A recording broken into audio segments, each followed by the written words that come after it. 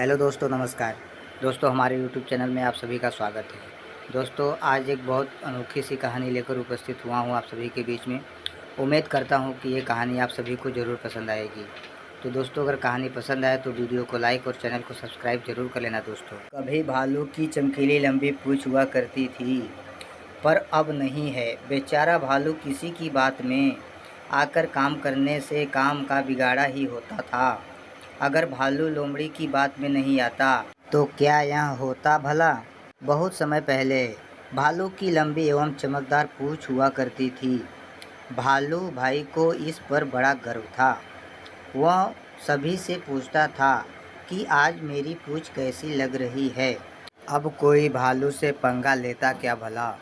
उसकी बड़ी कदकाठी और पंजे देखकर हर कोई कहता, बहुत सुंदर, बहुत सुंदर। भालू इस पर फूला नहीं समाता था। कहने वाले यह भी कह देते कि भालू की पूँछ से सुंदर किसी की पूँछ ही नहीं है। बस भालू दिन भर अपनी पूँछ प्रशंसा सुनता रहता। एक बार ठंड के दिनों में कुछ ज़्यादा ही ठंड पड़ी। इतनी कि झील और पोखरा सब जम गए। शिकार ढूंढना भी मुश्किल हो गया। ऐसे में भालू अपनी सुंदर पूँछ लिए एक झील के पास से जा रहा था। तभी उसकी नज़र वहाँ बैठी एक लोमड़ी पर पड़ी। लोमड़ी के पास मछलियों का ढेर लगा था। यह देख भालू के मुंह से पानी आ गया। लोमड़ी चालाक थी।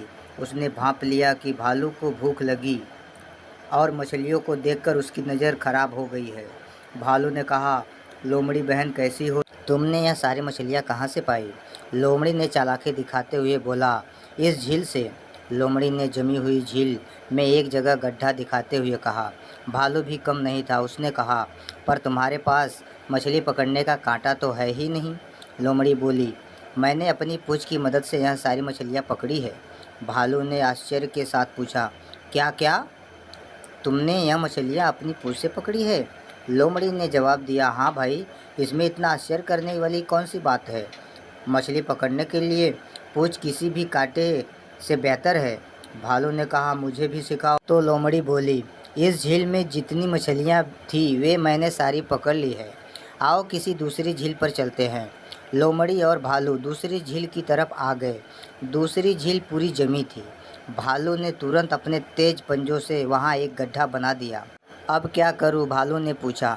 लोमड़ी ने बोला, अब पूँछ गड्ढे में डालकर बैठ जाओ। जैसे ही मछली फंसेगी तुम्हें अपने आप मालूम पड़ जाएगा। पर हाँ, ज़्यादा हिलाना डुलाना मत और सिर्फ मछली के बारे में सोचना। जितनी ज़्यादा मछलियों के बारे में तुम सोचोगे उतनी ज़्यादा मछलियाँ तुम पकड़ पाओगे। भालू ने ऐसे ही किया। उसने लोमड़ी से कहा, देखना मेरी पूँछ में सबसे ज़्यादा मछलियाँ फंसेंगी। लोमड़ी ने कहा, यह तो बहुत ही अच्छी बात है। मैं दूर से देखती हूँ ताकि सब कुछ ठीक चलता रहे। मैं तुम्हारे पास रहूँगी तो तुम्हारा ध्यान बट जाएगा। कहकर लोमड़ी दूर बैठ गई।